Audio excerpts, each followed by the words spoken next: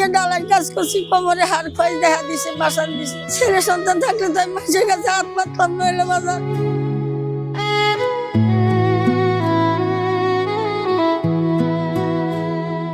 ক্যামেরার সামনে যে বৃদ্ধা নারীকে দেখতে পাচ্ছেন তার নাম নাবিলা, বয়স 65 বছর।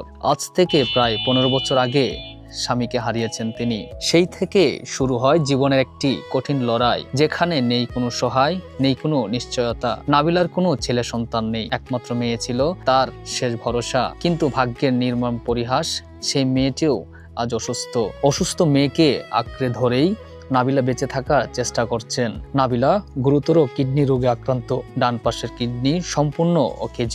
নিয়মিত চিকিৎসা আর ওষুধ ছাড়া তার বেঁচে থাকা প্রায় অসম্ভব। অথচ চিকিৎসার খরচ জোগাড় করার মতো কোনো উপায় নেই। তাই বাধ্য হয়ে এই অসুস্থ শরীর নিয়েই নাবিলা রাস্তায় বসে ভিক্ষা করেন, মানুষের কাছে হাত পাতেন, শুধু নিজের নয়, অসুস্থ মেয়ের জীবনটুকু বাঁচানোর জন্য।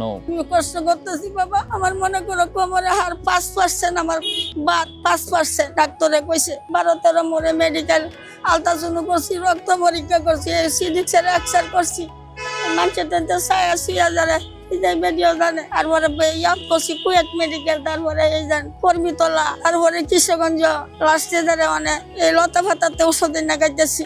আমি আজ যা 15-20 বছর ধরে স্বামী ছাড়া, আমার কেউ নাই, মা নাই, বাপ নাই, শুধু খালি আমি একটা মায়ের লগে। তাই আমি যে থাই এই বেডিরও জানে আমার মায়ের লগে অপারেশন করে তিমারে। ছেলে সন্তান থাকলে তাই মাঝে কাছে হাত পাতলাম নইলে বাজার। আমি অনেক কষ্টে আছি বাবা। আমার সমস্যা দেওয়া দিচ্ছে আজ 7-8 বছর হয়েছে আমি ডালাই কাজ করছি, বিল্ডিং এ ডালাই কাজ করছি, কোমরে হাড় ক্ষয় দেখা দিছে, বাসান দিছে।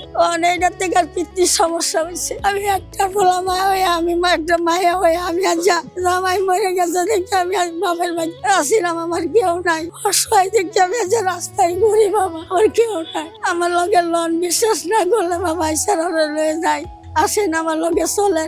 আমার ভাই বোন আসছিল, মারা গেছে, একটা ভাই পাগল আছি। আমার মা হয়ে গেছে 2 বছর ঘরে পরে থাকিয়া, যে 2 বছর হয়েছে মারা গেছে। গ্রামের বাড়িতে আমার কিছু থাকলে বাবা আমি আজ রাস্তায় ঘুরি। স্বামী মাসের বাড়িতে কাজ করতো, তো ধান কাটা কাজ করতো, স্বামী কিচ্ছু নাই, তার ভাই থাকলে তো আমি এই বাড়িতে থাকতাম। এই প্রশ্নের উত্তর আজও অজানা।